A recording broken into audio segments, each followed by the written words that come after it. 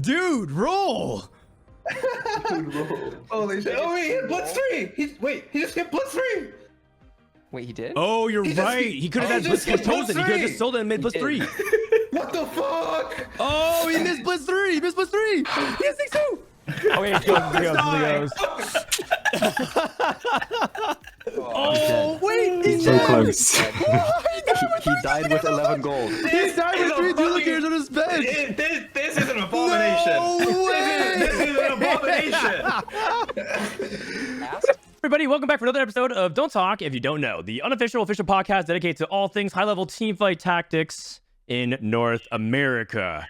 And second time's a charm, as sorry for anybody that has some mic issues. I have a new PC that I currently am trying to finagle. Nothing like, I was talking about this on my stream, nothing like having a new PC set up to realize how badly you organized all your files. I had to rebuild the entire show. I'm not a professional doing this, I promise you guys. You kind of are, though. You're very good for, you're at least semi-pro. Okay, well, it looks like the echo is saved, so we're good to go. Bryce, welcome back.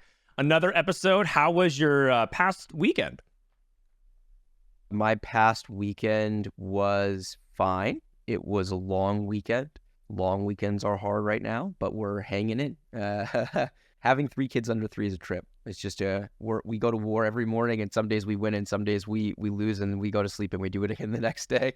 But it's there's a lot of joy too. There's incredible moments, so it's totally worth it. It's just hard sometimes. All right. Well, I'm glad that you're able to make it because you were here to watch some of the players throw down. We got 2 guests today joining us. We have the runner-up of the KDA Cup. It is Pockygom. Welcome back to the show. I think we haven't had you in quite some time. When was the last time you were on the show? I can't say, but I do know I came on like set 5 for sure, but that's all I can remember. It would have been like basically the last time you played TFT really seriously was like the very beginning of the pod. I was trying to remember. Yeah. Mm-hmm. It's been years, right, Dan? It's got to. It's been really long. Well, Pockygom, we didn't have the podcast existing in set 5, so it's probably set 6. Oh, set 6. The very beginning of set 6.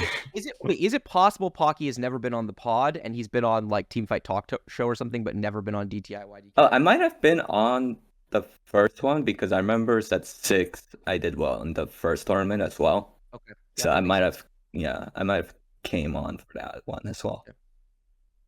Okay, all right. And then we have Kayndrew, the first time he's on the podcast after getting top 4. Kayndrew, welcome to the show.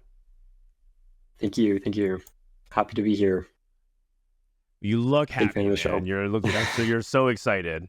I'm so what's going on, excited. man? So why don't you introduce yourself for the very first time to people who don't know who you are? They know a lot of the other familiar faces of popular streamers. You're not a popular streamer yet. Maybe you will be one day.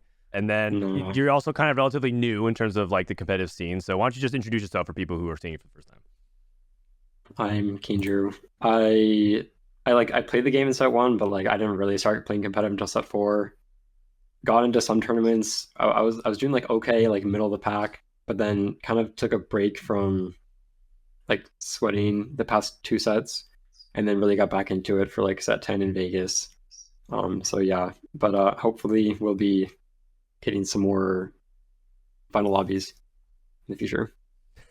Okay, man, we gotta loosen these guys up, man. You're stiff you're stiff as a board. We always sort of sway. It's okay. We ease in as we go. And I will say, just to hype the man up, he is here in the. Normally we leave the pre-show as pre-show, but this has to be brought up. He's here mid-tournament. He played 2 tournament games in the study group tournament. Then he's taking a break for this. He's going to do the pod for a little while, and then if they need him to come back, like if they need the points at the end, he'll play more at the end. They got it covered. They got it awesome. covered. I'm not sure anyone can ever take that from you. That's a record that may never be broken, Kayndrew. So congrats. We normally would not schedule an episode mid-tournament, just kind of the way it worked out. Yeah, it's okay. But don't worry. We'll have fun, man. There is going to be a fun segment in particular, but it'll be a good time. It'll be a good time. Shout out to the study group showdown that's like also going on at the same time. All right, so with that, let's go ahead and recap. So the main point of these reviewed episodes is usually to kind of go over the tournament itself. You know, Bryce and I, we do preview episodes. We talk about like, what's to come, all the hype stuff. But once it's all settled, who had the results and more specifically, what happened from the lens of the players themselves. Let's go ahead and recap a little bit of the KDA Cup and just kind of start off with kind of the experience of a lot of players. Actually, I put the top 64 here, but let's go ahead and just show the top 8. And so how was the KDA Cup from your perspective? Start off with Pockygom. What do you think was like your main edge going to the field? What do you think was leading to such good results? If you actually look at your final day, man, it was second, second, second, second, second, and then a 5th, and then a top 4. Really incredible consistency. Mm-hmm. I would say, like, overall, I just had a lot more games on this, like, patch than I feel like a lot of other people did. And I don't think people were enjoying the patch too much. I was just, like, playing it nonstop. Like, I don't know, just putting on, like, someone's stream and playing. And I noticed the biggest thing was people over-adjusted off of certain lines. That was like the biggest thing I saw. Specifically the AD flex, quote unquote, lines. They like over adjusted off of that. They're just like, it's just disco, pentakill, and reroll. So there's really a big opening for just like playing for those lines. Like you pretty much got the 2-star for free almost every game if you did try to play them. So I ended up playing a lot of AD, even though that wasn't exactly my plan. I just wanted to reroll, honestly, but I don't think I got to reroll a single game during KDA Cup. So Not a single I just reroll game. Wait, you didn't reroll once of your 13 Mhm. games? I don't think so.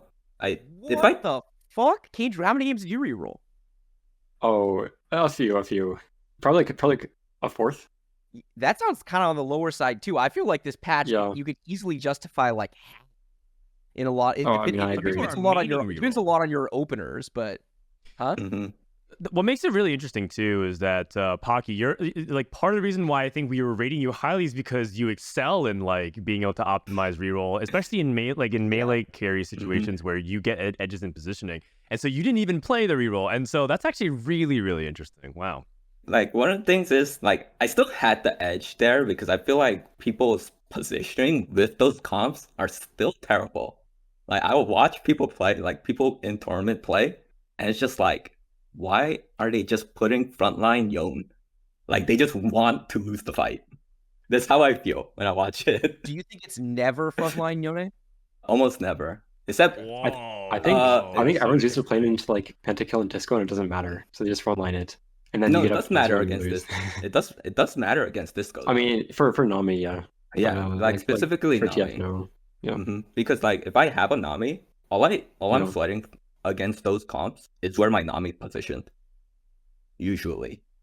So it's like people aren't really like taking those kind of things into account when they play those things. So I just have an edge, like with my knowledge of those comps anyway. There was a game we watched where you faced a Riven board in a spot that we thought maybe you couldn't. The fight was going to be hard for you, and you basically put your 2 tentacles, 2 squares, 2 hexes apart in the middle of the map, and you put all your tanks either second or third row, right? You move like second row on the inside and third row as it went out to guarantee the aggro, and you basically force Riven to like edgelord in a circle for multiple fights in a row.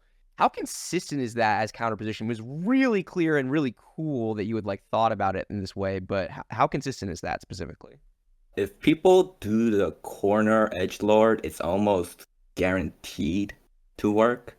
You can, if you want to like get rid of a little bit of the 50-50, because some people do pull their Riven and Yone back, you could just pull your front line even further back. Interesting. And really, then, really interesting. So stuff like that.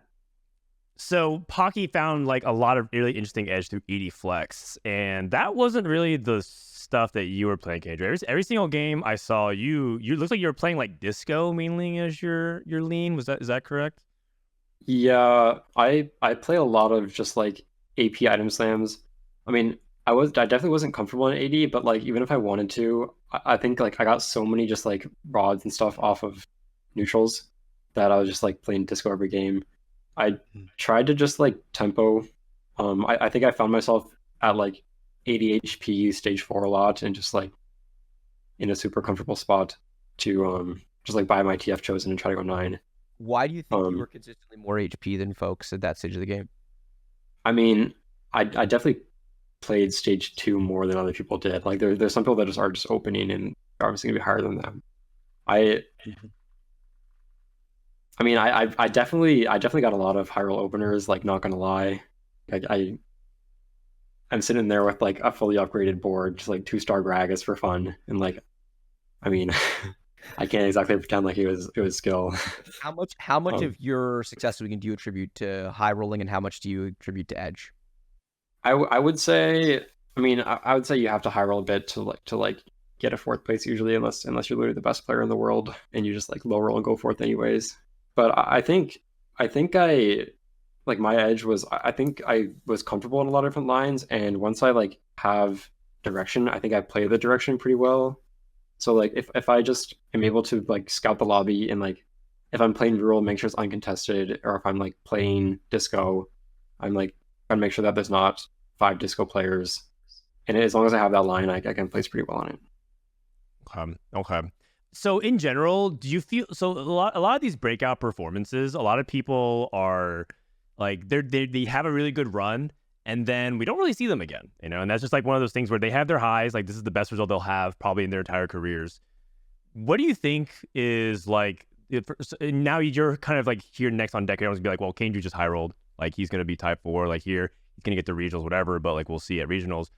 When people are saying these kinds of things, what goes through your head, and like how are you taking measures, like what steps are you trying to actually take to make sure that this is not just a one-time thing and that you're going to be back in a final lobby? I mean, if I'm like able to still put like full time into studying for tournaments like this, I definitely will expect myself to put up performances like this in the future. Like in the last 2 sets, it was really hard for me to, just because like I would just be gone for a weekend, and then that's just a cup that you can't play, and that's like 1 out of 3, and then that basically shoots your chances at regionals altogether if you don't play a cup. So it was kind of hard to like take the tournament seriously because of that, and like try my best and prep for them. But like I think I'm trying to get back into it, and I I really thought I could get a better performance at Vegas, but got unlucky tiebreaker on round 2. Got it. I mean, that's what happened. They get this high roll. Like there's a lot of good players that got eliminated early, so I wouldn't worry too much about it. Okay, so, but just like taking a step back and just talking about like the rest of the field here, Bryce, because we want to go through kind of some of the top 8. So if this is the first time you guys watching reviewed episodes as well, we also have some testimonials. I DM'd a bunch of people asking them how their tournaments went. But like just talking about the macro of things, Malala winning the tournament, I mean, that's like the big thing that people are focusing on, which is this guy has not just won the the Vegas Open, but he also has won the KDA Cup, and he's just on an immense hot streak. People are saying that if he's able to put together like a run at regionals, makes it to the World Championship, we might have like the best set we've ever seen yet, and that's impressive given what's happened for some other players. It's early, but we've never seen someone start quite this hot before. You didn't even mention mid-set, which I think going third in that tournament on little sleep after KDA Cup against that caliber of players says a lot about where he's at right now, right? That you're just really fucking good at TFT if this is what he's putting together. And anyone who thinks that Malala is just high rolling is a fucking idiot. There's no way, man. Like, he is finding skill expression. I assure you. I feel like there's some people who like do VOD review like wanting to find nothing. They like look at a VOD review and they're like, I want to get to the end of this and say this guy just high roll. This is just luck. And it's just crazy to me how many top players kind of watch with that mentality. If you watch with an open mind, you see there's some good shit happening here. Yeah, I think especially I feel like his Vegas performance wasn't as impressive as his latest 2 performances, in my opinion. I think it's like KDA Cup. I mean, I've heard that he got cold opener a lot of times, but like he still navigated it very well. And then like I've been watching the MSI, and he does he does get some spots that are like incredibly illegal. Like he had like 5 hard steal. He raised the stakes, 400 cash out on 3-5. But it's like outside of like some high roll stuff, like he's navigating the games really well. Like he played like Seraphim reroll when he had like a really terrible opener. He just salvaged some placements. things like that. Like he knows the patch and the set really well. Dan was just watching him get a second with an Ari game at mid-set final day, which felt like was I was watching the whole game kind of in the background. I was like, I don't know what he's going here, maybe 4th or 5th, and he pulls out a second. Like that's impressive. Yeah, it seems like that was sort of what he was doing all throughout MSI. For people who don't know what MSI is, it's kind of like China's version of what the League of Legends competitive circuit does, which is the mid-season invitational, like halfway between the spring and summer split, for example, of like, you know, the LCS and LEC and whatnot. They have like an international competition. That's kind of what they're trying to replicate in TFT. I got so many questions like, why is Double 61 playing in China's mid-set? Or why is, you know, like Relic and Title and replay there? It's just an invitational of players that China deemed was worthy. It wasn't off of any like metrics. It wasn't like you had to have won the tournament. It was not qualification based. It was purely invite. Either way, it was really, really impressive to see Malala get top 3. And again, he's playing these like off-meta lines. He's playing Annie reroll, Seraphine reroll. He's playing a lot of spell weavers. I kind of joke that he's just an Ari simp, but you know, he's actually kind of posting a lot of good numbers, being a little bit off meta. So a well-deserved first. It could have been anybody. I also want to give a shout out to like Ripple. Ripple's top 4. These top 4 players are going to go to the regional finals. And this is a really big deal. You might be kind of like wondering like, you know, okay, these people get regionals, but we're still going to see the same names, right?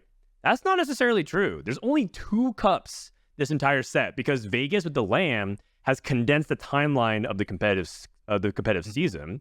And so everything is either going to be ladder-based or these 2 tournaments. And then after that, we're going to see who makes it and who doesn't.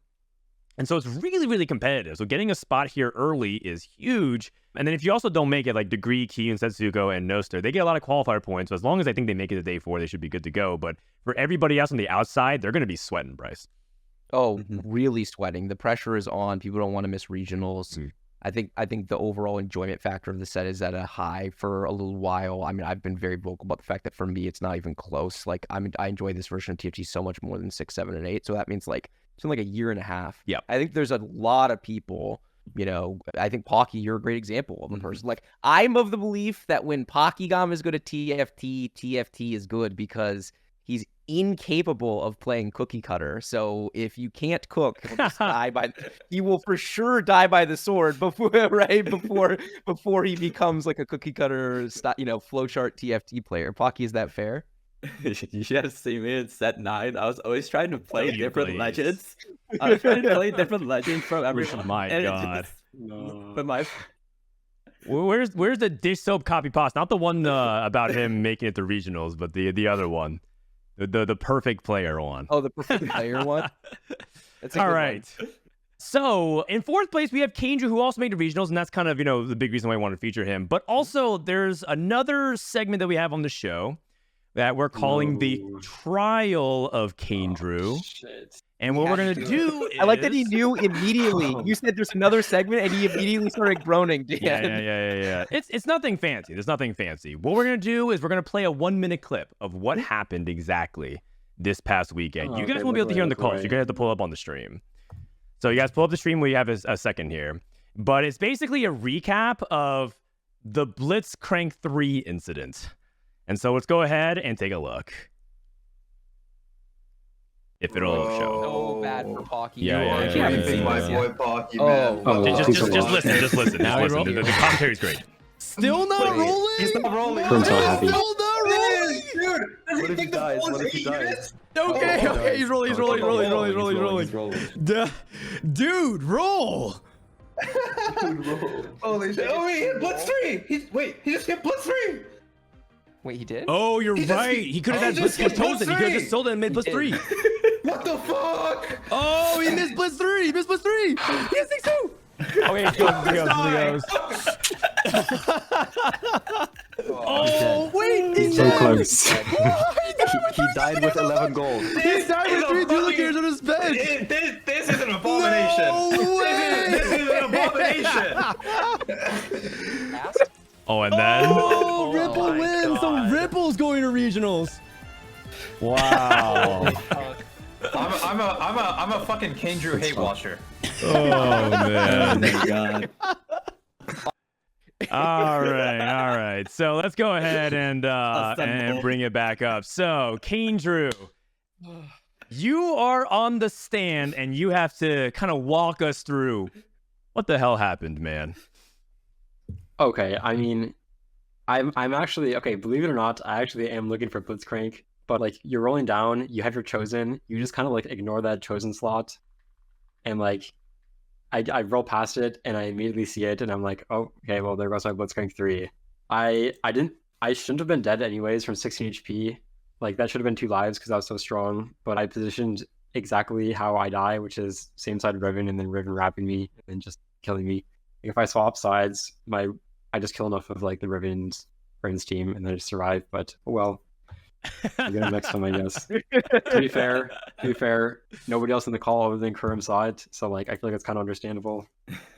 There's a poll in the chat right now. It's probably going to go for like a minute or so. You're on trial, whether or not you're guilty or not guilty of being a fraud. Pocky, you were in that lobby. You were obviously scouting because you scout some of the most out of all the top players and are like analyzing boards. What was going through your mind when you were watching this all go down? Oh, I wasn't seeing him roll, but I wanted him to hit. Yeah, you did. Because I thought it was like more correct for me. Like, especially after I faced him. Yes. I wanted him to hit. So I Who was just the didn't TF player? hold anything. Yeah, I didn't hold anything. Malala? I think it was Malala. It was Malala. It was Malala. Yeah, Dude, because I wanted you to beat Malala. Because that's all I needed for that last game. I was right? rolling for was- one TF, and this guy just is TF chosen. Like, Yeah. Yeah, No way. he's a high roller, man. Oh man! And then Bryce, being there in the commentary, I mean, it was such an interesting moment because I've never also heard Kurum like get like that mad. Like, yeah. ever. So if you remember, I watched the first 3 games and then I went and parented for like 3 straight hours, and then I come back midway through this game. So I have like almost none of the context. I've been listening to it on my phone while I'm like putting my daughter to sleep. And so I know that like something crazy is happening, that you have a lot of duplicators, but I don't know exactly what the situation is. Then I sit down and it's like right before the roll down, and like or like you're waiting for a little bit more, talking about you fight Malala, right? And it's like, oh, that's so bad for Pocky. We needed Kayndrew to get strong before fighting Malala. I mean, look, man, it sucks. You'll be remembered for this one for a little bit, but just you shut him up. There's only one way to shut him up. You just play good TFT and no one will ever fucking remember. And it's funny, actually, this is totally unintentional, but Pockygom in the call is kind of an interesting dynamic because Pockygom is one of the best players for my money that we've ever had at his peak. He's inconsistent in terms of when he invests, but I think if the set leaves space to cook and Pocky plays well, I think he's always one of our 5 best players, which doesn't happen that often. That being said, Pocky, you're most remembered for Assassin Callista, probably. Right? Yeah, that is true. That is true. In some infamous moments as well. Kayndrew, do you know about that one? Do you, like, I don't know when you started what's watching. that? Set 5 Set regionals. Pocky was in a prime position to qualify for the World Championship, and he decides to re-roll a 1-cost Callista, which was part of the Abomination package. That part actually worked. That was some cookery that was working. Yes, which was a very unconventional thing. But then he went a step further and made an assassin emblem, put it on the Callista, and then all of a sudden the rail started coming off, and Pocky went like 7th, I think, and he just needed like a 6th or 5th to go to advance. That was a day 1 thing. Yeah, day 1. It was my first game of day 1 of the regionals. I was like, oh, I just tossed the game. It's just whatever. Yeah, I'll just clean it up. Okay. That was day 1. I thought that was day 2. The day 2, the thing people were like blaming me for was trying to play reroll Legionnaire, even though the person who won the World Yes. Championship. was playing Yes. reroll Legionnaire. But wait a second, Pocky, in fairness, the conditions for that shit were very narrow, and it was also surprising when he won Worlds on that line. It's not like that line performed well in general throughout Worlds. I had the conditions. Okay, Didn't hit. I yeah, just did not. Yes. hit. That's fair.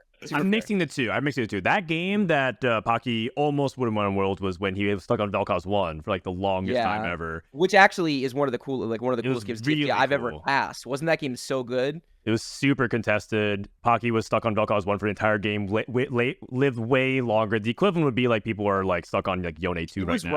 It was a 50-50 unit, everyone said, but he was right side every fight. Like Pocky completely anticipated his opponents and kept his Vel'Koz 1 alive to do the damage. It was such a cool game in TFT.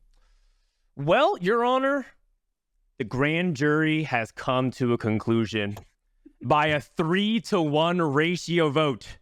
That's not that bad. It's not that bad, actually. Chat has decided Kayndrew is indeed That is not even that bad. fraud. Yeah. Chat is Guilty generous. as charged. Take him away, Bryce. Dan, you were Even Dan, spelled you were an fraud wrong. outstanding judge Hey, slash shut up. prosecutor. You're a beast.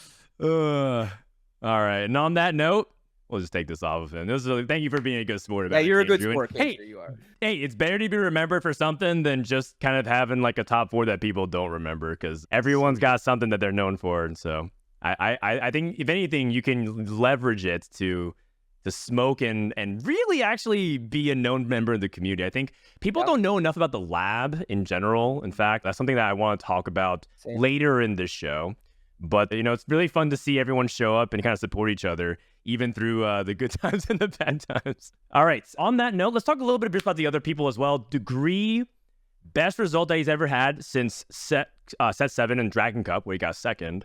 Kayndrew, this is actually his best result since set 6, if you believe it or not. So it's been 4 sets since Kayndrew's made a final lobby. Dan, you have to take the floor on that one because you're the only. You rated him higher than anyone, and you drafted him in fantasy as your last pick when you had a bunch of options. You paid like $20 for him. So, what did you see in Kayndrew this weekend? So for Kayndrew in particular, Kayndrew in general is a guy that commits to hard reads on the meta.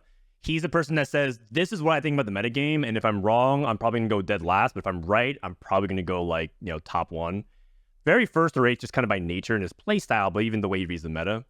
And I was chatting up the group, and the group, once again, the same usual, hello, I'm triple digits, I'm going last, anybody help, at Milk, at Precedent, and then there's doing the usual stuff, and then poor Precedent, he's getting spammed by all these guys sitting at rank 1, and he gets take 3.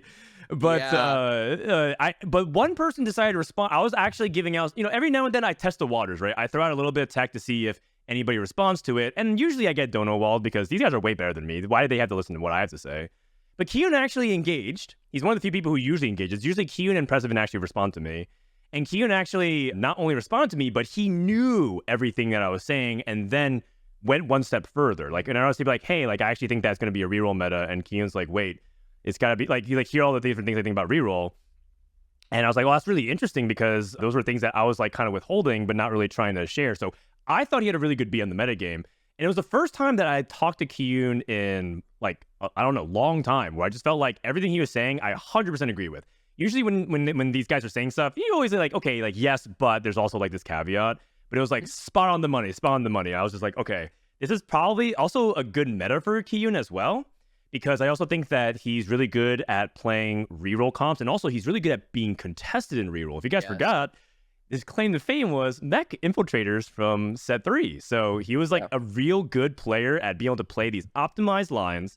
He's really good at finding multiple paths to success, and more importantly, is this comfort zone of where he was known to be good in the first place. So he was also good in War Weekend shit. Like if he playing, no one can play 4-way contested disco better than Kayndrew in those spots. Like, yeah. So I thought it was a really good meta for Kayndrew, and I'm glad that I was rewarded because obviously could have gotten blown up in my face, but I'm proud because he's obviously put in a lot of work. I think people think about it from like the meme perspective, the streamer perspective, like, oh yeah, you know, Kayndrew, he's like known as the rat, you know, he just tries to rat everyone, and he's just like there for fun, but he's actually been putting in a lot of work, and I'm just glad to see that rewarded finally. Yeah, I think Kayndrew has always had a lot of raw horsepower to his TFT, but actually if you look at the group, he probably works the least hard overall, right? Precedent's a really hard worker. Soju gets memed a lot, and he does go full influencer mode for like weeks at a time sometimes, but then he locks the fuck in, and he's really good when he's good. So sometimes he doesn't lock in fast enough, and that's when he like struggles because he needed like another day, right? That's usually when a turn doesn't go well for him. You know, Milk obviously is a really hard worker when he plays, but Kayndrew is kind of, you know, Setsuko just plays so many raw hours of games, and he's just so intuitive at the game he gets there. But Kayndrew's sporadic. So yeah, you had a great read. That's probably the single best ranking, I would guess, because your thought was so different than a lot of people. You were like really in touch with where he was at, so it's cool to see him pop off. It's funny because I found that out after I submitted my ballot, so my ballot doesn't actually reflect that. But I mean, that's your ballot doesn't. Oh, but that's the thing. Yeah, the Monday ballot. Exactly, Thursday, Monday ballots are kind of a meme, honestly. But we'll also recap that in a little bit. I feel like Kayndrew is like particularly, if he has the right read, he's actually the best player on the server. Like, damn, that's really high praise. That's my opinion of him. But it's just like most of the time he doesn't. And then there's certain things about like how he plays where it makes him worse than like our usual top 3 players in NA. Yeah. But like when he has it down, I actually think he's like straight up the best sometimes. Wow. That's really, really high praise, especially coming from Pocky. Okay, Setsuko. Setsuko, another top 8 in a final lobby. And so this actually started getting, like, I looked at my chat history with Setsuko. We don't talk very much privately at DMs, but I noticed that I asked him for a quote, like, many times now. Yeah. And he didn't actually, like, sometimes he replies, but sometimes he doesn't. So I started to be like, wait, this guy's going in a lot of final lobbies. Here's an interesting stat. I'm putting on my gangly cap today. In the past year, since January 2023, there's been 12 official tournaments that Setsuko has competed in, on top of other stuff like Box Box Boot Camp and, you know, whatever. Out of these 12 tournaments, he's made final lobby in 8 of them. And he's won 3 of them. And 3 events, he's missed the top final lobby, but he made it to the top 16. Jesus. The only event he didn't place top 16 and better was Vegas, where he actually got day 1. Which is like that's probably because it was on. It was because high variance and because it was on land. Probably. Let's be honest. Right. There's no way it was just the variance. Setsuko was so much better than his lobby that if he played even, like he could have been playing like on 0 hours of sleep at home, and I bet you he would have made it further in the tournament. His worst result in a year was 14th in an official competition, which is bananas. Insane. He's so good, man. Yeah. He's so good. Just to put like a little feather in his cap of how insane his year has been going back. It almost feels like there's nothing left to say about him. He's been too good for too long, and I feel like we've covered this topics in so many different ways that it's just like he's just insane, man. I don't know what else to say. Like it does. Like people who are the number of people. I will say this, okay? The people who fucking rated him lower, who looked at his ladder play and was like, "Oh, maybe he's not good." It's like, no, bro, he's good. He's good. Come on, like he hasn't proved this already. Like, do not make that mistake. There was a game by Setsuko where he raised the stakes not once, but twice in tournaments. Were either of you in that lobby? I don't think so. Okay. I think I had a game with a big cash out. I don't know if it's to go. You would know because it was like a 1,200 cash out. It was an insane not cash out. It was like 900 maybe. I decided to do a review of it. I can't wait to watch. It's when is it come out, Dan? It's genius play. It's honestly just genius play. Dan, when does it come out? Probably like tomorrow or something like that. But it's honestly like one of like, it's like just, I actually spent an hour analyzing it, like way more than I should. I'm told the editors like you probably have to cut a lot of this out, but it's just honestly he is incredible. And then shout out to Noster11 who got top 8, his best result since set 4. Set 4 when he actually beat Pocky in a tournament for the Challenger Series. That's the last time he actually did well, and so that's pretty interesting. Keep an eye on this one. The only player who rated Noster was Setsuko. Wait, Soju. We misprinted. It was Soju. Oh, we misprinted. Oh, it was Soju. That's interesting. I wonder why Soju did that. That's like a really uncommon thing. Noster was doing really well on ladder. Yeah, but that usually when someone's doing really well ladder, other people rate them too. It's untrue. I mean, Noster has a reputation in the community for sure. What is that reputation? What is that reputation? I mean, there's an emote in like Yugen's Discord which is like Noster baby rage. So yeah, for sure. Oh, because of his epic rants. I guess so. Also, I think I was in that lobby because they were talking about the Malala pause with his cash out, and I was in the Malala pause lobby, so I think that was my game. All right. But yeah. Okay. I think it was a little bit hard to beat. That lobby was insane. Lobby was insane. For sure. Okay, we have our top 16, which we want to talk about and just give shout outs. I named tiers, and then we can feel free to talk about it or not. I'm going to actually probably go to Kayndrew first here. In top 16, I call it the tie break heartbreak because Upset Max is actually supposed to make it to top 8 based off the point value, but he lost on the tie breakers and nearly missed out. Would have had also a pretty epic rookie, like new run, right? Not really necessarily rookie. He's competed for a couple sets now, but his first maiden top 8. Do you know Upset Max, Kayndrew? Because I feel like, doesn't he hang out with your group of friends? Yeah, no, he's basically lab. He just like keeps his TG tag because like that's his job. Got it. So yeah. Okay, so what about him? Like, introduce him, like, because he had a great result, but he's not like here to talk about it. So, what was his edge going into this weekend, and like, what made him particularly have such a strong run for KDA Cup? He was known for either making 10 on 1-3 off of a item or a gold portal, or if there's no gold portal, he would make 10 on 1-4 while losing 2 HP and possibly an item component to do it. And then he would just full open into I think he played a lot of reroll, but then also he opened into he used to open into Ari, but I think this patch he's going into like 3-cost rerolls. But yeah. So Okay. he's open into one. He's open into one trick. He's Beppo. Yeah, no, He's literally Beppo. our game. He played on my team in the 4v4, and he lost 1-4, and he was like, "Oh, I really thought Corky soloed." But or he lost 1-3. He lost 1-3 because he thought Corky soloed 1-3, but it doesn't. Wait, Corky does solo 1-3. It used to. It got nerfed, and then I think it's like really? create RNG now or something like that because he lost I 1-3. see. Oh, So Rain says started 2-1 on average, 99 HP. I wish we had the stats from this. It'd be that's so funny. His Yeah, average 21 HP. Everyone in the field's 100, and he's like way below. that's Yeah, he's really actually- funny. He's a little bit diseased. I believe he used to. So I think he works in medicine, like sports medicine. I think he's like a training staff person. I used to work on Cloud9, so I think that's where he had the C9 tag for a while. And it was just funny because I remember Soju was flaming in the middle of the tournament. I'm like, man, you're gonna do your former C9 member like that? But I mean, Soju he wasn't even thinking about that whatsoever. Great to see a good result for him. Hope that we can see more of that in the future. The next tier is, I call it, I want that back. It's Appy, Soju, and Weijin at 10, 11, 12. And that's because they all had basically like one game that I think that they could probably want back. Something from like Appy's having like a tilter game, and he just felt like he had that one throwaway game. Soju kind of like taking a little conservative route to Weijin not buying Vi on time and like losing HP. So speaking of like having 98 or 96 HP, Weijin had 94 HP because he bought his headliner too late. And then he had nothing on the board at 1-3 and just lost instantly. That is fucking brutal. Yeah, that one's a tilter. Yeah.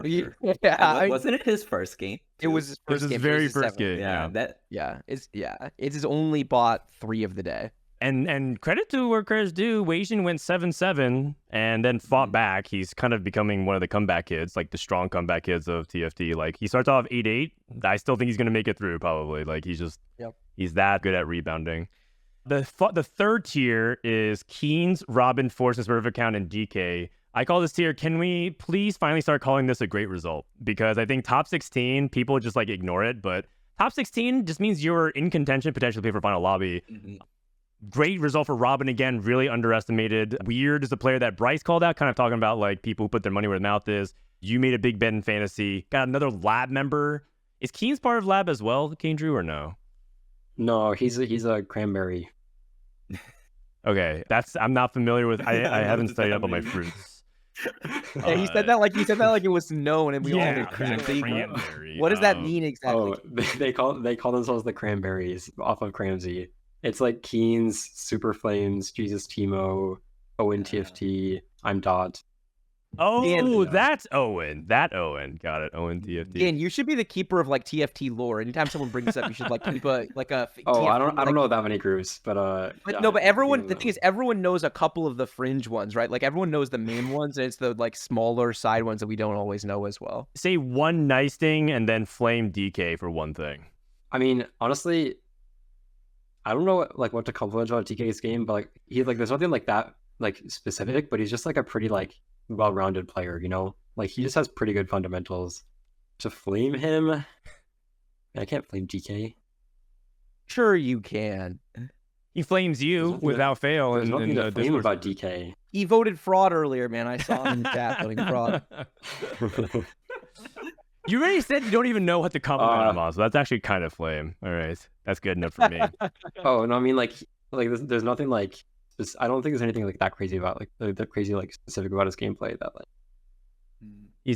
There's nothing special about him. That's his claim. he's Boom. he's a he's a jack of all trades, you know. Master of none would be the end of that. That's how you flame him. How close is the whole lab? Like, how many of these people are you prepping with on a regular basis? Who do you consider core lab? Because I made a comment randomly when I called into Hyrule Radio last night about, like, well, lab has so many more members, it's kind of unfair to just look at their percentages. And then you were like, well, our percentage is actually pretty good if you just talk day 3 to day 4 qualification, which is impressive, by the way. That's really good. How big is the lab? Like, how many of you were seriously trying to make it the tournament at all? How many people played in weekend 1? How many weekend 2? Like, can you, and how connected is it all? Like, do you guys have like subgroups, or do you guys all, like, are there 12 lab members in a call working on TFT together? Oh, that's happening. There's 12 sure. in the call. Yeah. So we had, let's see. So I think we had 6 people, or so we had 4 people that got knocked out week 1, and then 6 that made it. So that's 10 that played the tournament total. Okay. I think there's only like a few people that, I think Vile didn't make the cutoff, Purity didn't make the cutoff, but we had a pretty good rate for people that are actually trying to grind ladder. But yeah, it is genuinely just like prepping for tournament. I always do a lot of VOD with Cramsy. We like wake up in the morning and then we'd like watch some like Jeff Soap pods or whoever like was popping off the day before. Yeah. And then slowly people would join, and then like 2 hours later there's literally just like 10 people on call. Okay. And it's just, you get anything done when that happens, or what's the number? Eventually it devolves. Yeah, eventually it devolves. Speaking of dish soap, I think we would have to talk about the jaw dropping day 3 for dish soap, which is sadly seems like it's actually happening a little bit more frequently to players like him now.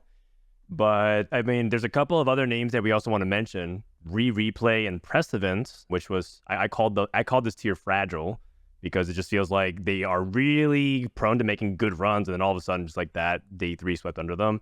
I did message Precedent. Precedent didn't even say he low rolled. He said, I didn't low roll enough to justify getting day 3. I just didn't prep well enough and effectively enough, which I think is sad, because he's putting all the responsibility on his own shoulders. That's his mentality, though, and that's why he gets fucking better every set. That is true. true. Be back. Like, the people who blame luck are the ones that struggle to take a step forward. He takes a step forward every tournament. Precedent actually joined my study group recently with like Asa, Goobums, Socks. How's that going? All those people. I mean, I don't know if he's contributed too much, but like he's there. He said like he wanted to join because he's stealing everything. He literally told us his other study group's just not doing anything. I mean, it's true. Dan and I have been in this Discord for a while. This is the lowest activity by a country mile, at least TFT related activity. Yeah. It's like Milk retired, and like Setsuko's like always saying, "Do you hate me in chat? I mean, in stream." Other names I'll just mention: T-Lies, DQA, Rain. I called that band of players potential. Everyone knows the cap of what these players can do. Day 3 is unfortunate. They'll come back. And then other names like Ashmu actually got surprisingly close to advancing to day 4, so we wanted to give him a little shout out.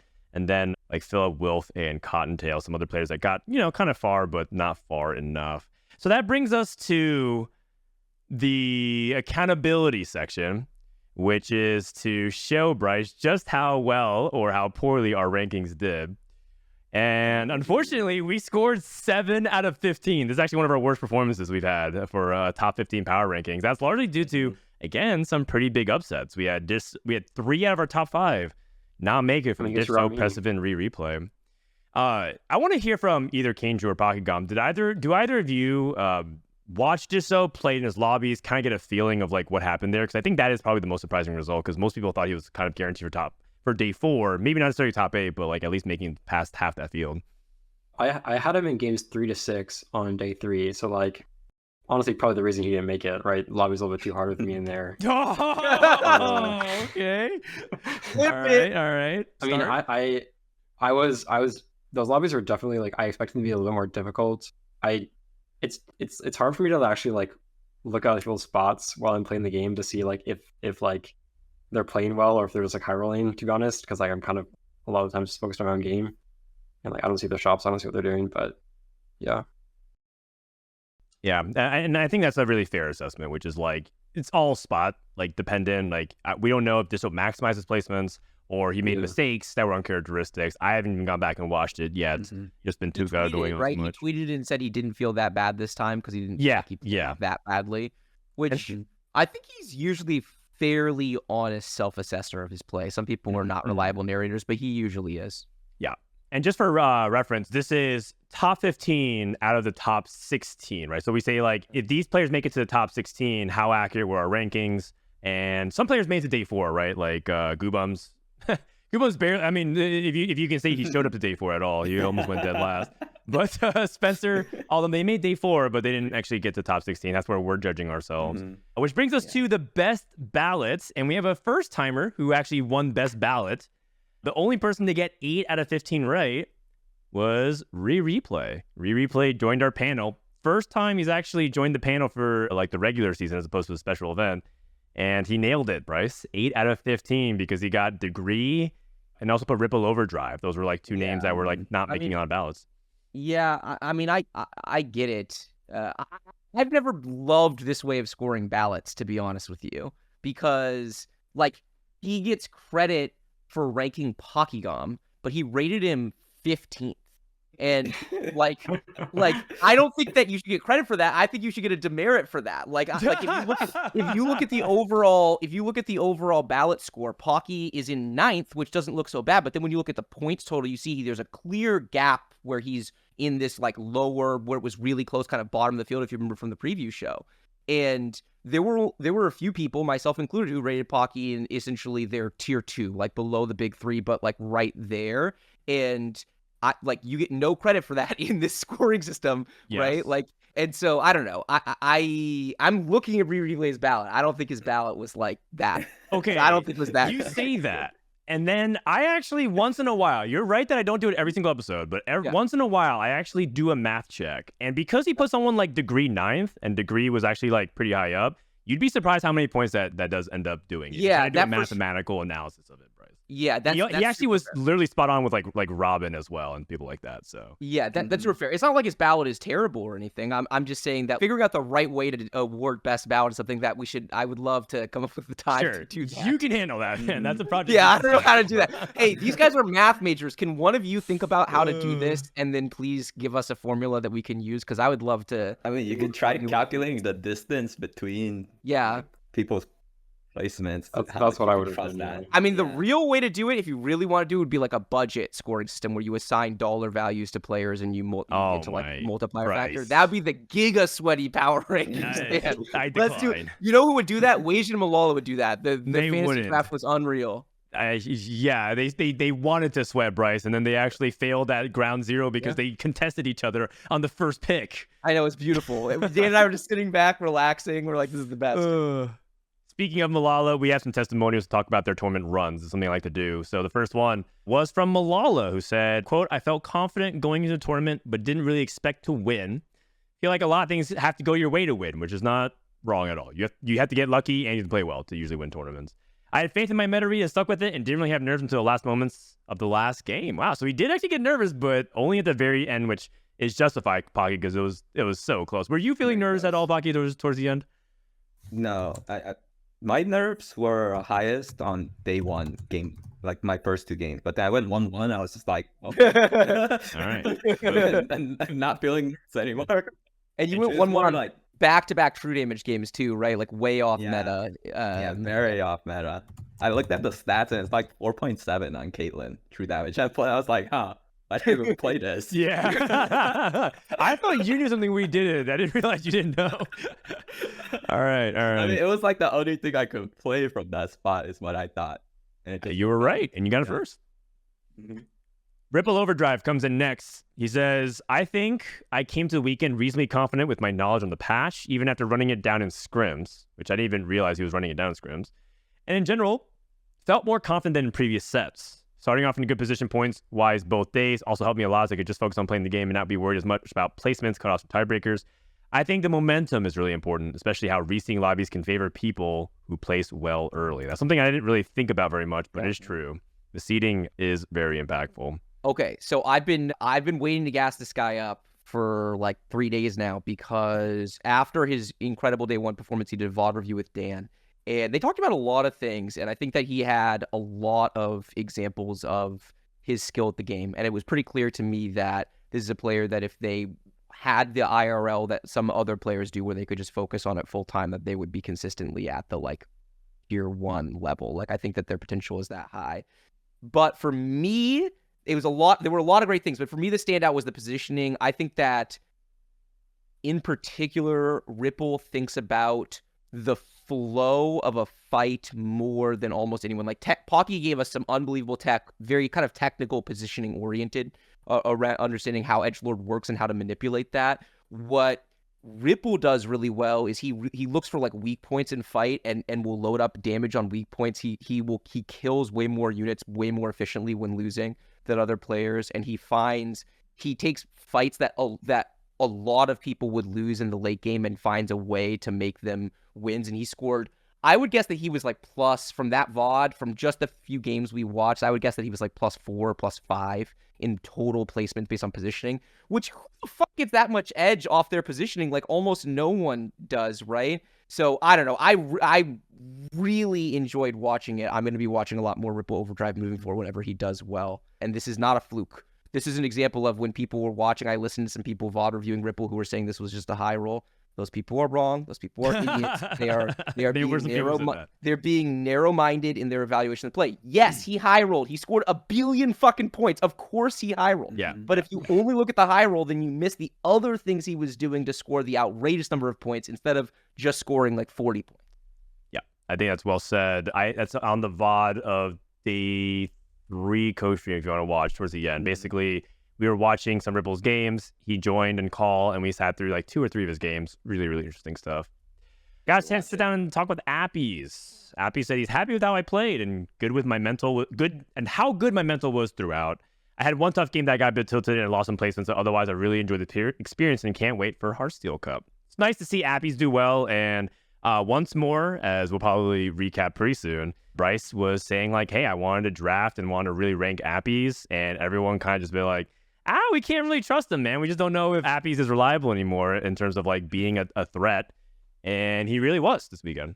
He really was. Appies had one of the most unique ballot total points of anyone because he's actually the 16th player, so he was the last person off, right? Or the first person off, how you want to think about it.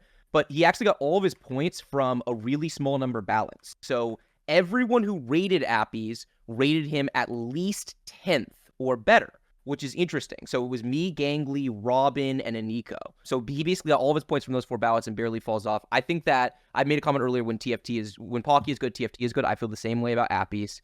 That he just wants to play the game in a way that could not work within set 7, 8, and 9. He scales up over the course of the set too because he learns how to play around every unit. A lot of people will neglect a lot of units over the course of the set, and he's not afraid to try to push them to the limits and figure out what makes them work. So he's scaling. If he's this good early, look out. I would love to see Appies in regionals because I think he will be a legitimate contender by the time he gets there. Honestly, I feel like sometimes Appies, and I also see Aniko sometimes, I feel like they purposely play lines that are considered weak. Yeah, they do. Yeah, they do. That's what he did with Riven for so long, before Riven got really good. Yeah, he played Infinite Riven, and then everyone starts playing Riven. He's like, all right, I guess I'm not playing Riven. Riven was kind of good then. It was. He was right. He was right, for sure. Yeah, 100%. Kayndrew said they gave himself an 8 out of 10. Oh, he also gave me a footnote.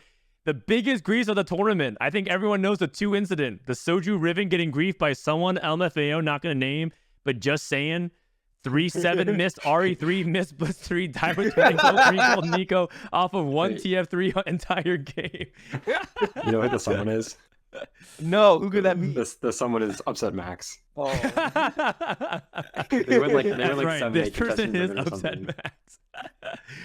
Oh, man. Setsuko summary of the tournament. Gold opener, ha ha, la la la, yeah, 0 out of 12 gold openers. Malala loads in every game with 50 gold 2-2. So fucking fun. Let's just compete like this. Down 100 shops, empty Krug, ha ha ha ha ha ha. Yeah.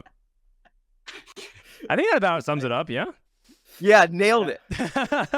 This is why in the summit skit, everyone was like, Setsuko not acting. It's like, yeah, he wasn't acting. No, he wasn't acting in the We just wanted to get up there and flame, just start speaking out loud, and we just recorded it from there. We're like, good, no more takes. We're good.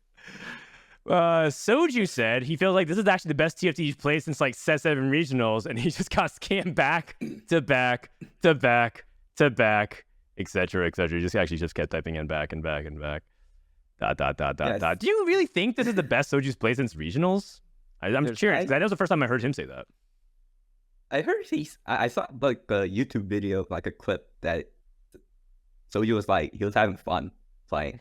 So honestly, that's probably like that feeling because I also felt that when I was playing for KDA Interesting. Cup. It's like I was having fun. I was like doing stuff that like I haven't really played even on ladder much, and it's just like something about it is like different from like the previous sets. Yeah.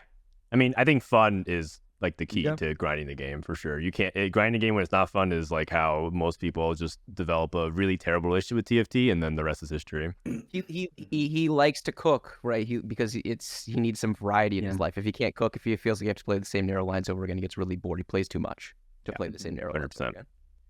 The final one, as you know, we usually get like one person that just essays, and so this episode was Degree. Degree says, "Hey Froden, happy to provide some insight on my KDA Cup run. Overall, I'm pretty proud of my performance during the tournament. Sadly, barely missed out on top 4 finish, but I think I made a solid run despite having a lot of unlucky games on day 4, effectively. 3 games, empty clubs, no gold. 1 game with double empty krug. Holy moly. 1 component, no gold. I play a 7 out of 10. Best one was probably day 2. This is day 4. Game 2. I was 1 HP in 8th place playing contested Riven. I managed to win 5 fights in a row. Do some good fight RNG and positioning with only Riven 2, beating a fairly strong last stand board with 2 RE2s and Z2, and a Karthus Akali Viego 2 board for a top 3 finish. And the biggest grief had to be day 2, game 6. I went 9 playing disco and was doing a massive 50 gold roll down and managed to hit everything and thought I won the game, only to not position from Malala's pentacle board and proceed to get one shot by Karthus Akali, taking perfect lethal from 18 into a 6th place finish. We've all been there. I really liked the thoughtfulness that Degree put forth in his replies, so looking forward to that. Okay, is so... Degree in the replay study group, just so I understand? Yes, he okay. is. That makes sense. Okay, Yes. cool. That's why they're rated high, and I Yeah, think he's that's the only why one it's who- good to have that representation. Yeah, because we it have is, someone that for covers sure. that. And he rated him highly too, so he clearly thought like this guy is just someone that no one's watching, which he's in a better position to make that call than the rest of us are, right? Because he actually observes. You can't, as a ranker, there's no way you can actually watch all the players. It's just impossible. Yeah, for sure. Speaking of in-depth and thoughtfulness, we have a tradition here on the reviewed episode, which is to ask our 2 players to submit top 15s and then justify them. All right, so the first, we'll start off with Kayndrew. This is Kayndrew's top 15. I didn't actually number them, but stay with me here. So Kayndrew's top 15 is 1, Malala. And this is you'll be able to define your criteria in a little bit here, Kayndrew. 2, Dish Soap. 3, Weijin. 4, Setsuko. Wow. Pockygom at 5th, Precedent at 6th, and Ripple Overdrive at 7th. Then he puts Soju at 8th, Kion at 9th, Degree at 10th, Appies, Robin, Spencer, Kayndrew, and Rainplosion wrap up our top 15. All right, so Kayndrew, when you're looking at this top 15, first of all, we always ask the question, what's the first gap, right? We always ask, like, what is the gap that you actually insert between this tier? Where is it? Okay, honestly, I kind of threw this together pretty quickly. I think I would have Setsuko like probably 1 or 2 higher. I think it's probably after Setsuko, No Flame, Pocky. You're right up there. I agree. Okay. Yeah. And I think that's But fair. yeah. I mean, I don't know if necessarily Pocky is like offended by that. I don't think he would be necessarily. Malala at number 1. So you're saying like, is this because of results, or you think he actually is playing the best TFT in North America? I mean, it's definitely partially due to results, but like you definitely can't like deny the double first place into like 3rd place at the MSI. It's he's definitely playing some insane TFT, so had to give him the respect and put him first. Also, one of my draft picks for fantasy, of course, have to put him number 1. Wait, who was your fantasy squad? Oh, they fantasy it draft was- at the same time we do, Bryce. Oh, I love that. Who was Oh. your squad this time? We did it a day earlier because last time we did it, Oh. our stuff got impacted by like what you guys paid for, because like you kind of like can't help but like think about it. So we did a day earlier. My team was Interesting. yeah. Well, that's cool. My team Okay. was Malala, Weijin, myself, Max, and then Lil Top, and I ended up winning. That's pretty good. Who was Max? Upset Matt. Upset. Upset Max. Max. Oh, Upset Max. Okay. Oh, wow, your team did really well. Yeah, for sure. You won, right? Yeah, he won. Yeah. What was the second gap? Where's gap number 2? Insert another one between Pocky and the rest. Oh God.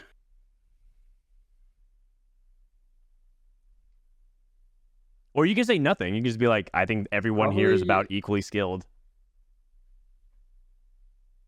I mean, probably like Spencer. He gaps himself. Gas himself.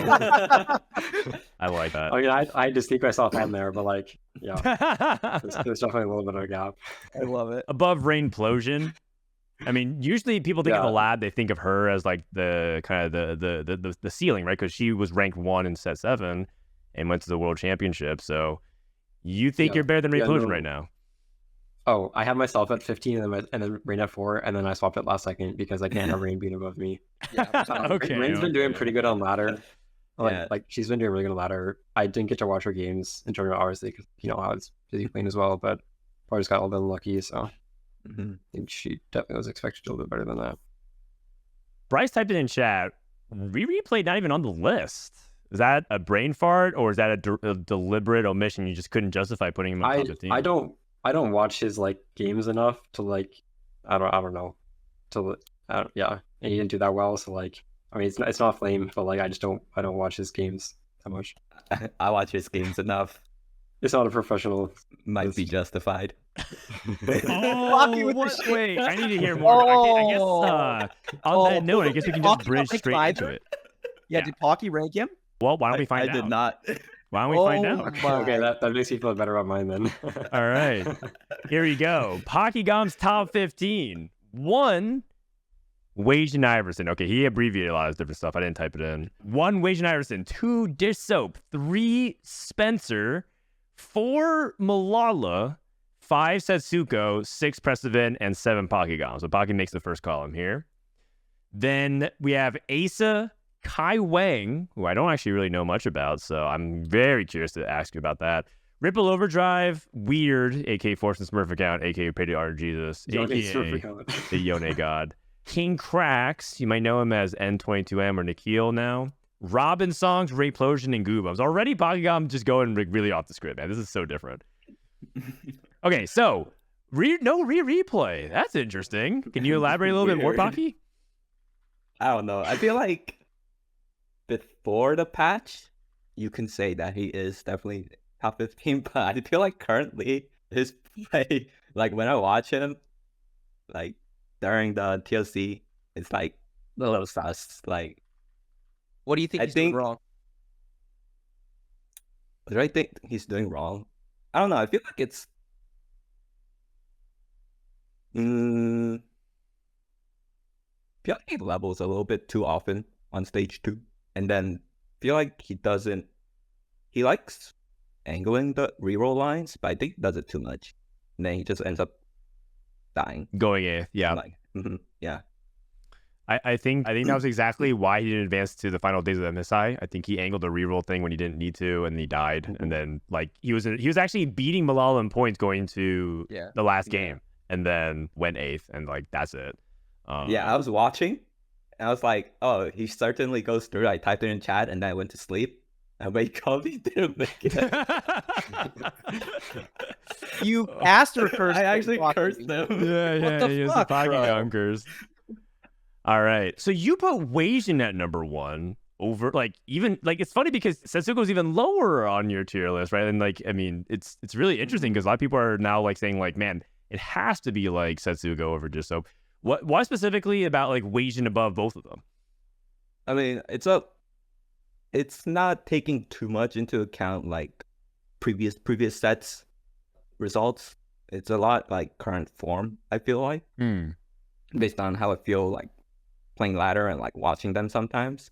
I would say like when I watch Wajan and like Ditsoap, I don't watch Ditsoap that much, but like when I watch those two players, it feels like their understanding is definitely above everyone else under.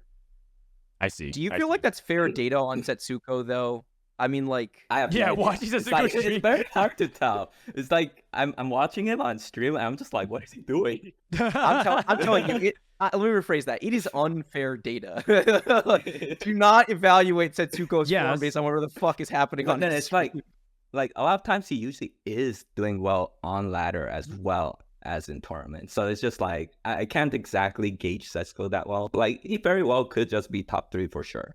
But right now I feel like Spencer and Bilala, from what I've seen, they look like better players right now. Oh, wow. Okay, talk to me about Kai Wang. Who is this guy? Like, I mean, most people, like, they know some of his former username, right? Liquid Art, I think, was his previous username. But like, but that's as much as the facts list out. We don't actually know much about him. So why is he cracking the top 10 here? Oh, I think he's just doing super well on ladder. Like, didn't he do like okay at KDA Cup as well? I don't exactly remember his placements. What was the tournament that he popped off on last night? Was that regionals or was it He made it to LCQ, I think. LCQ? 26th at KDA. 26. It's like day 4 is pretty decent. Yeah. Day 4 is pretty decent. And then on ladder, he's just been doing really well, I would say. It's just a lot of this is a little bit biased towards like who's doing well currently.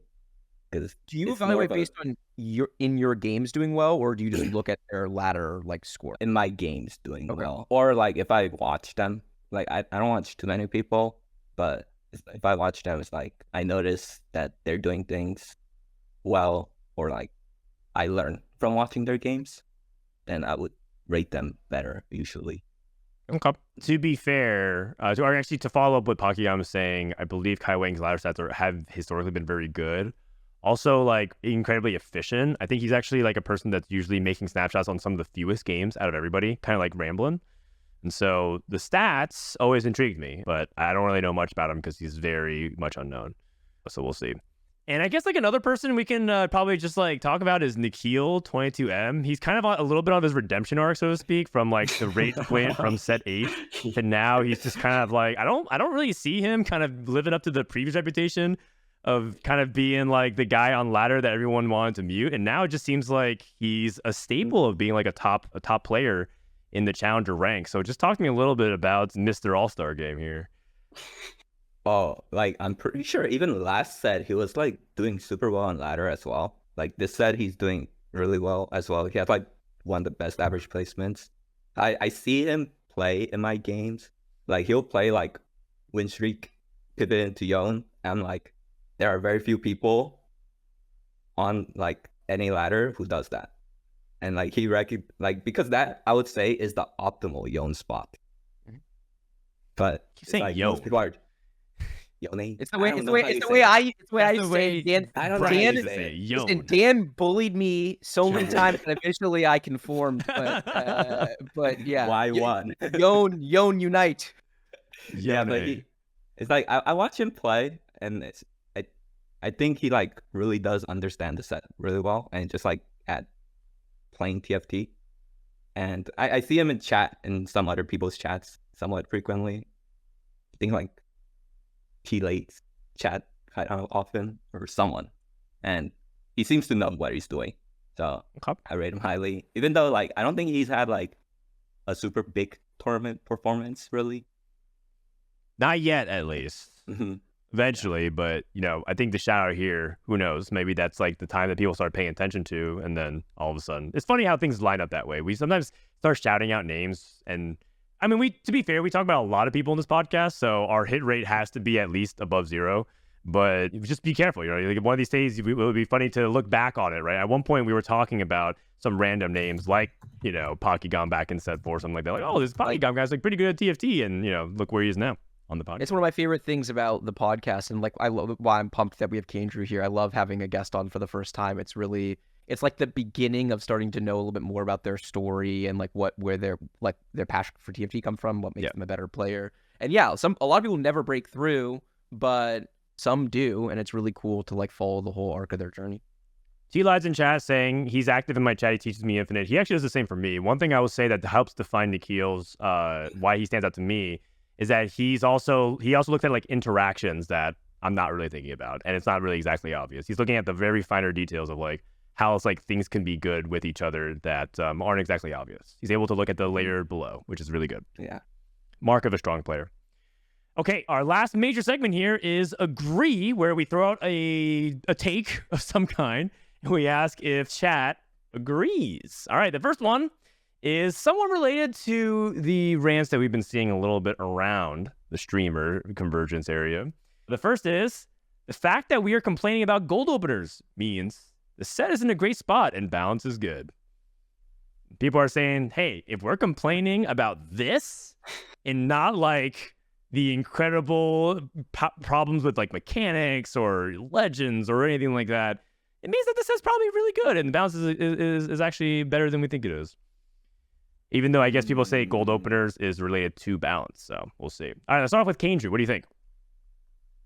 I mean, that's definitely an interesting way to put it. I personally do think that the set is in a pretty good spot for what they're working with. Like, obviously there's always gonna be problems because of Chosen and stuff, but like there's a decent amount of playable comps. I think that AD is definitely like a little bit worse, but like Pockygom said, people are probably not playing as much as they should be. I mean, I'm pretty happy with the meta. Maybe like a little MF buff so I can 2020 MF again, and then I'll be good. But yeah. It sounds like you're agreeing Wait, what? with this. You're behind, buddy. You don't know what the new tech is? Oh, I mean, I know it's like playable. I just want it to be like broken. Oh, you want the Dash Jazz Baby type stuff to come back. Got it. Yeah. All right. Pocky. I feel like if I have to be semantic about it, it's like I wouldn't say the first statement necessarily goes into the second statement that well as like an explanation or like a reason, but I do think the fact that we're complaining about gold opener has to do with the set, like the streak changes specifically. Yeah. And that the gold opener exacerbates the lack of gold that people feel that they like have in their games. So it's hard for me to say agree or disagree. Like, I do think the set's in a pretty decent spot. Like, there's a little bit of things that need to be tuned. Like, I really don't like the way Karthus is designed, nor KDA Akali. Like, I feel like those two units are just the worst designed units of the set. And then, like, so I'm kind of down for them to be nerfed. Dish Soap complains about it all the time on his stream. He announces from the rooftops, he's like, I'm down for these units to be bad all set. I think they're I think that certain units, like, they make sense in your head, and then they get into the game and they just need to die, man. And he's like, this comp needs to die. This is not. Yeah, I agree. And other than that, like, the disco opener specifically is the problem, in my opinion. And outside of that, like, I feel like edgelords are a little bit overtuned, but it's better than we've seen in previous patch with Ari. So it's no Demacia. It's a mix for me. I can't exactly say agree or disagree. Okay. Bryce. I'm going to disagree. I think that the reason why gold openers are getting talked about a lot more is partially that the balance is improved. They've pulled in the variance a lot. We used to debate about like 5 versus 6 gold openers, and like they've narrowed this band quite a bit. And that being said, when the set 4 costs are always going to be a meaningful part of the meta, or at least it's supposed to be, right? It's a core part of the design of TFT is that like 4 cost play is a big part of in-game board states. And as long as you have Chosens available on level 8 for 4 cost, the overall game impact of getting that gold early is just so much more profound in a headline or Chosen world. Because like Pocky said, you can just hit the 2-star for free earlier. Like he was talking about this earlier on the show, you can just hit the 2-star for 3. So you just have to have like 20, 30 gold going 8. And if you get fucked with early on, that can basically kill your game or dramatically reduce the number of strategies that are available to you. And sometimes you just don't have the items and or the other people have way better spots, and like you can't brute force someone off of Yone or Riven or you know, Samira or whatever, right? So I think that gold openers are a huge problem for the game right now. And so I don't think that's the reason why we're talking about it, is because the game is overall balanced. But chat slightly agrees more. It's 57 to 43%. And I think I'm going to agree with the sentiment of it, which is I think set 10 has given us a lot of steps forward. It's not just one step forward for TFT. I think it's several steps forward in the right direction. Mm-hmm. And I think that's what the spirit of the thing is trying to say. Like, hey, look how far we've come from like when people are just like, this is not even the game for me anymore, right? We had people kind of step forward and be like, like dragons, hero augments, legends, just like do I even like TFT currently where it's going right now? To now the point where just like back to complaining about in the words of Socks, TFT is so good again that we can complain about the real shit, which is like the cold differences between the open and stuff like that. I love it. I love it. Which I thought was a really good summary of it. So I'm gonna agree just based off the spirit of it. I know you're attacking the semantics because obviously gold openers is directly tied to balance. So hence I think that's why I can get on board. Okay, second one. There should be even more fun portals like Wandering Trainer added to the game. There should be even more fun portal. I've seen this take a lot, actually. They're saying like not only is it like are portals like these like fun and add replayability, but it makes it fun like competitively to kind of follow along the game. People love loot subscription. Like I can't tell you how many times I'm co-streaming and watching something and people love it when it's like loot subscription, which is Hall to 9 if you guys don't remember. It's at 9. So should there be even more fun portals like Wandering Trainer is probably a little bit too extreme an example, but we'll see. All right, start off with Pocky. Well, from a competitive standpoint, hell no. Like I had a game, I think in tournament in KDA Cup where our portal selections was like Wandering Trainer, Champion Duplicator, and Prismatic. Not Symphony, but if it was Symphony, it would be like even more extreme. But it's like Prismatic Finale. And it's like those options are like nobody wants to stand on any of those. So it's just like from a competitive standpoint, no. It's always I do stand on Wandering Trainer sometimes on ladder because I'm just like it's fun sometimes. Like you get to build fun boards, but then if you look at the stats, you're just like, wow, this goes better on this portal by a significant margin than everything else. So it's poorly balanced as well. So I would disagree overall. Okay. All right. Kayndrew, what do you think? I mean, I think I'm going to have to agree. They're kind of fun. Kayndrew, no. Do you vote for this shit in tournament, by the way? Or are you standing on Wandering Trainer, I would actually stand on it, but like because I said that I'm a player that like plays well off of stage 2 direction, I think that something that gives me direction would like give me an advantage over the lobby. So because like they're forced to play around direction that they're given, and I'm forced to play around direction that I'm given, but like I think I can do that better than they can. I have a question. Marked Griefer, known Griefer. Bryce, do you check portal stats?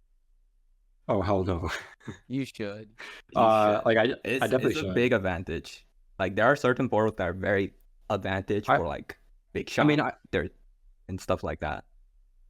So you should know them. I definitely understand like the playstyle differences, but I guess I definitely should look at like the comp big stats.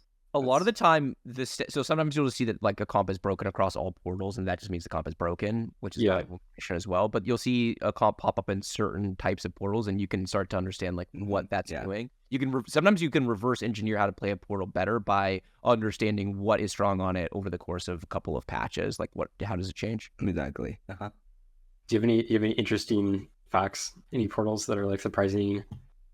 Surprising ones? Like surprising comps for portals. I mean, you might think that it's weird, but Scuttle Puddle and Crab Brave are bad for the Heartsteel line, like the big shot level 9 boards. Because you're so low HP, you just die. Is everyone bad? I mean, that might be part of it. I'm pretty sure it's because you lose the advantage of having everyone does. Yeah, exactly. Makes sense. Bryce.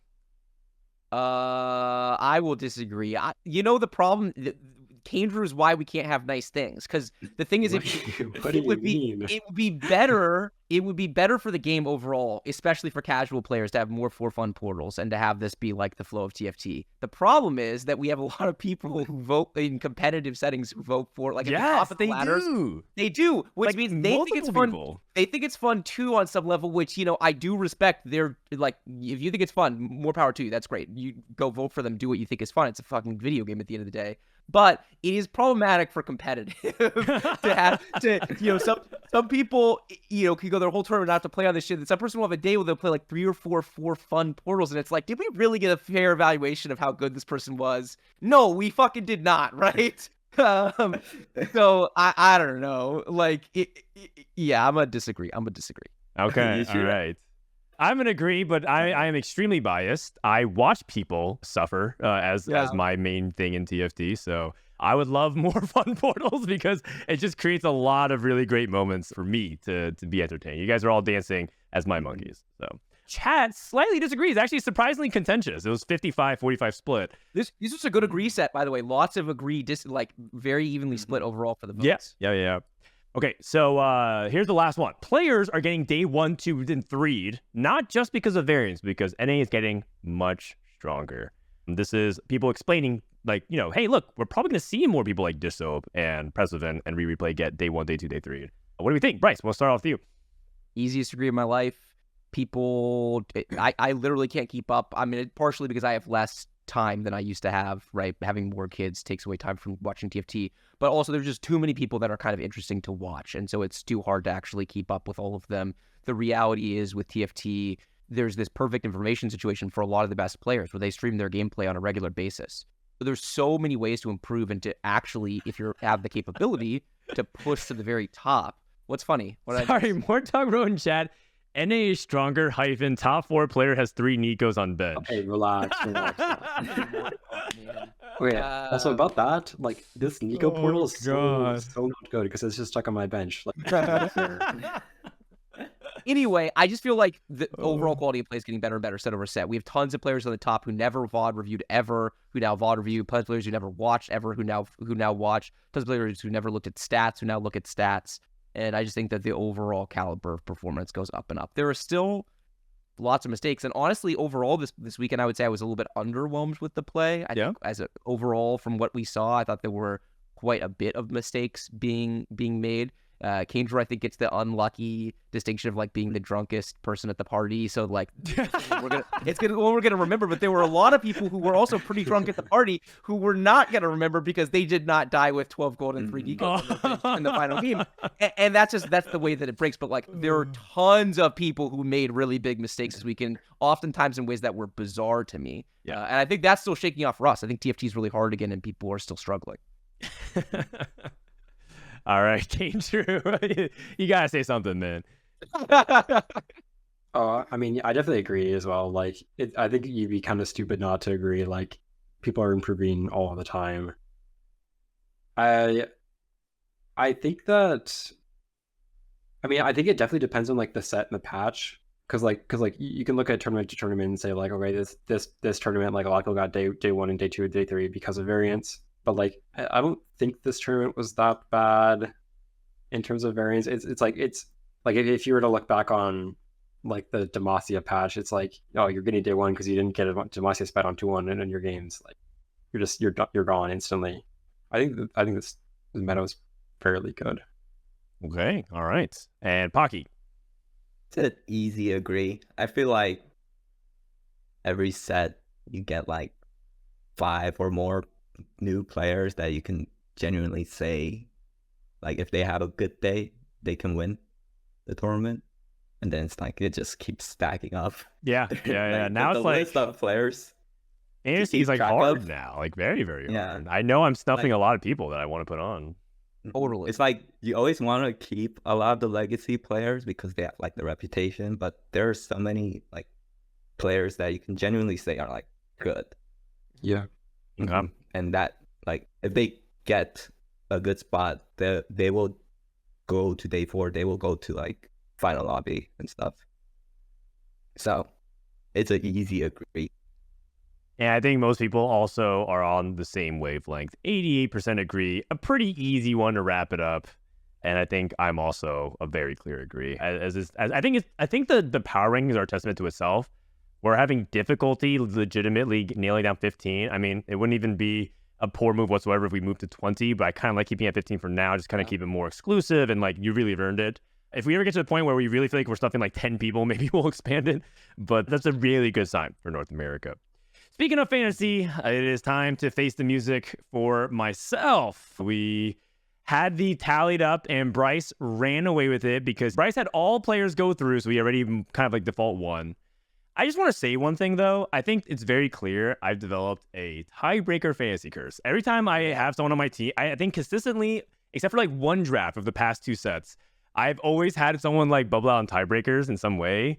And so I'm sorry, Casper. Casper was the only player at 27 points to not get through. Day number 4. That's the BG. So that's on me, man. And if I got through, I definitely would not have gotten last for sure. For sure. I'll take the W. It's been a long time since I had it. And, sometimes I've low rolled. Sometimes I've had good drafts. I haven't done well. But I've had a lot of bad drafts. Yes. This was an actually good draft. I had a good beat on the patch. I had a good beat on the players. and honestly, even better than this, because at the very end, the way the draft worked out, I wound up getting... Appies and Pocky were 2 people I thought were going to be on my team 100% of the time. And I got to the end, I only had 1 spot left. And I had to pick from the 2 of them. And I hated having to make that choice. I actually even said... on the show, I was like, I would trade Darth for Appies right now. None of you want Appies. I feel like he absolutely belonged to the top 15, and not being in the top 20, not getting drafted was silly. So yes, I'll probably go back to sucking, but we got a W in there. Nah, you'll be fine. Keep up the win streak. In the meantime, second time has happened. Someone drafted themselves and they won. The first time was done by Kermex, where he won the cup and drafted himself. It's happened in set 9. It's happened in set 10. Just put it out there. If we invite you to the podcast for a preview show, maybe you should come up. It's happened once per set. It could be you next. It could be you. I just want to say I scored 335 points on my draft. So yeah, when you list your players, I was like, damn, I thought I had a good draft, but I think that's better. That I is, don't know off the top, but that's almost as good as DPay. DPay had 5 of the top 9 before, which was like... That'll be the record. That record may never get... It might never get better than that. That guy had the most legendary fantasy draft of all time. And it's funny because he was like, dude, I sucked. I didn't know what I was doing. I just kept saying numbers. And so that's kind of the nature of fantasy. Sometimes you hit. Sometimes you just hit. All right, last couple of things to clean up here. Just to remind you guys, we officially expanded to EMEA. I see some folks in chat who are not from North America. We also have a new spin-off. That's right. We are going global. We have EMEA, and these are the judges. Their panel list is actually pretty incredible. I wanted to show it. It's hosted by Impetuous Panda and now ZQ, but they also have Ging, they have Les Coco, they have Double 61, Sologa Song, Sasa, Salvi, Dark Hydra, Og, Lelouch, Skip, Lalana, Enzo, and Snooty Boo. That's an incredible lineup. I mean, the fact that they even have like a probably better panel than us kicked us into shape. There's a reason why our panel got like twice as good for KDA Cup, because I was like, we can't get outdone by EU, man. Their panel was actually cracked. Second thing is, you might be wondering when our next episode is. It's coming up for Heartsteel, which we're gonna have basically like a 2-week break, and then Heartsteel Cup starts. And our next episode is gonna be the Thursday before that. So in early February, we'll be back to preview the Heartsteel Cup. Afterwards, we'll review it with another episode just like this. And then just like that, in 2 weeks after that, we're going to have the regional finals. It's coming up. Yeah. Regional finals, if you guys haven't heard, will be co-streamed by myself, Bryce, and we have Iniko as our special guest. And also a mystery guest that I'm not going to reveal. We actually might have +1, but more details in the coming days. Love it. And that's it. We're here at the end of the episode. Let's go ahead and get some final thoughts. Thank you so much, guys, for spending your Wednesday evening with me. Kayndrew, we'll start with you. Yeah, no, thanks for inviting me on. It was a blast. I just want to say that the lab is hosting a tournament this weekend, doing a charity tournament. So you should definitely check that out. It's going to be on Saturday, same time as KDA Cup. I think it was like 1 PST. Yeah, 1 PST. So yeah, it'll be on the lab Twitch account. And have a lot of good names. So yeah. What's the charity? The winner gets to pick the charity, so we'll have a list. Okay. Yeah. Great.